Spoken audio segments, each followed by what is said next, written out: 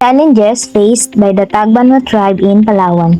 A group report on the environmental, economic, and socio-cultural challenges faced by the Tagbanua indigenous people.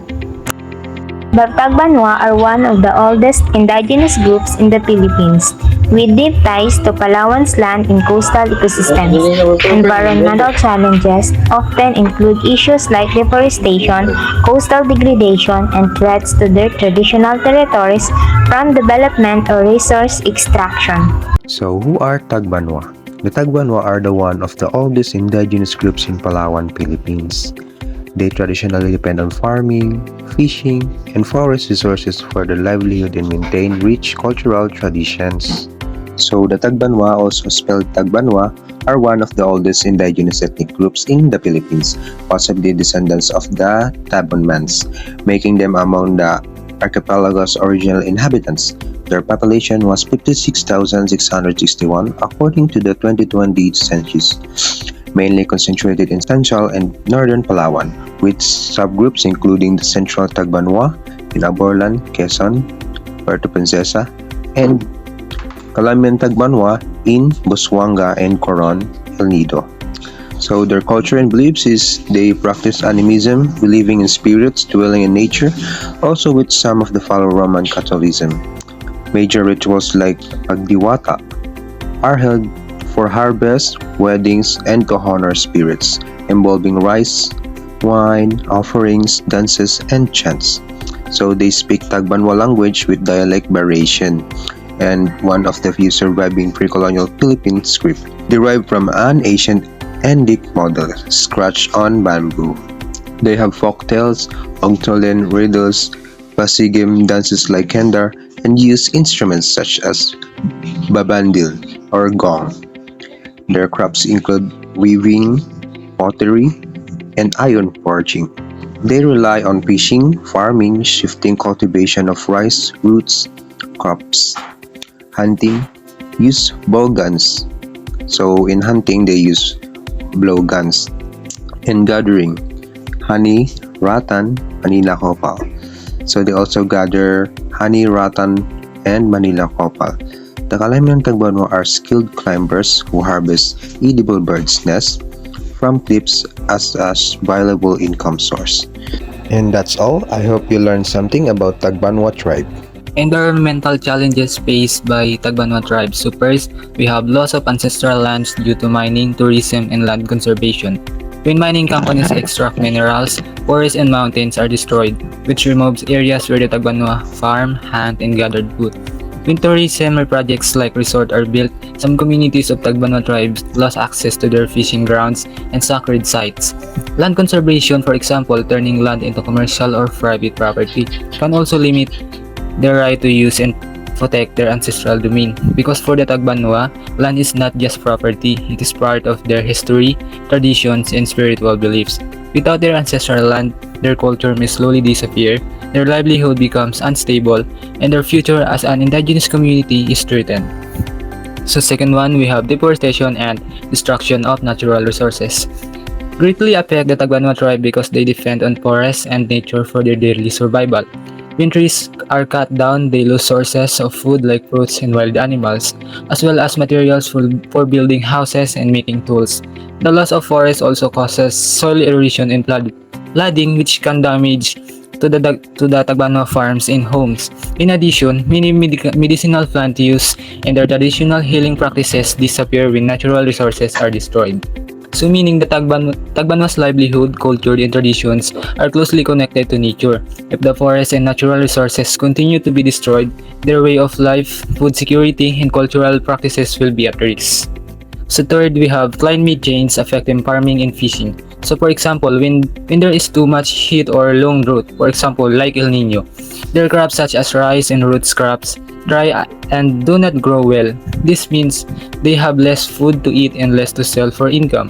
When there are strong typhoons and heavy rains, their farms can be flooded and destroyed. Their houses can be damaged. So this affects the Tagbanua because they may experience food shortage. Their income becomes unstable because of climate change. Their traditional farming and fishing practices become difficult to continue because of the climate change. And last one, we have pollution of rivers and coastal areas. Pollution of rivers is a serious environmental challenge for the Tagbanua tribe because they depend on clean water for drinking, cooking, bathing, fishing, and farming. So when rivers and seas are polluted by mining waste, chemicals, oil spills, or plastic rush from tourism, the water becomes dirty and unsafe. Fish and other marine animals may die or decrease in number. If the supply becomes low, the Tagbanua will have less food and less income. Polluted water can also cause health problems like skin disease and stomach illness. Because for the Tagbanua, rivers and seas are very necessary for their survival.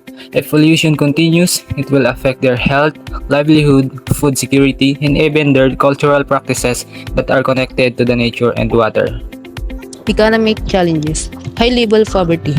High-level poverty, families struggle to survive. Daily children may stop going to school, to work, and people may not afford proper medical care. This affects their quality of life and future opportunities. Limited livelihood economic. Mean there's not enough job, business, or income source available in rural areas, especially people may depend only on farming or small jobs. If there are few industries, investment, or lack of skills training, in unemployment and underemployment increase. So to further add, another economic challenge faced by indigenous people in the Philippines is the lack of access to markets and fair trade. Many indigenous communities are located in remote or mountainous areas, which makes transportation and trade difficult. Because of this, they often struggle to sell their agricultural products or handmade goods directly to larger markets. This limits their income or makes it harder for them to improve their economic situation. And also, for another challenges, is limited to access to education and job training. In some indigenous communities, access to quality schools, learning materials, and vocational training programs is still limited. As a result, many individuals are not able to complete their education or develop skills needed for stable employment. Without proper education and job opportunities, it becomes more difficult for them to achieve financial stability. So overall, to conclude this, these challenges continue to affect the economic growth and development of indigenous communities in the Philippines. Sociocultural challenges includes cultural erosion due to modernization and displacement from ancestral lands. As technology, social media, and modern lifestyles continue to grow, many traditional customs, values, and practices slowly fades. Younger generation may focus more on new trends and global influences, which can cause them to forget or ignore their cultural traditions. Over time, this weakens the preservation of communities' identity and heritage. Another challenge is displacement from ancestral lands.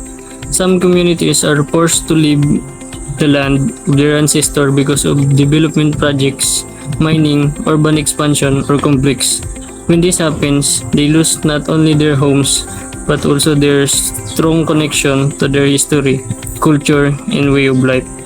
This affects the livelihood, traditions, and sense of belonging. Together, these issues create major impacts on a community's cultural identity and stability. Discrimination and marginalization. The Tagbanua experience unfair treatment that limits their access to basic service like education and healthcare. Many of their communities are far from schools and hospitals. They also face unfair trade from outsiders, which increases poverty. Some laws do not fully support their traditional fishing and land practices, making it harder for them to continue their way of life. Loss of traditional knowledge and practices.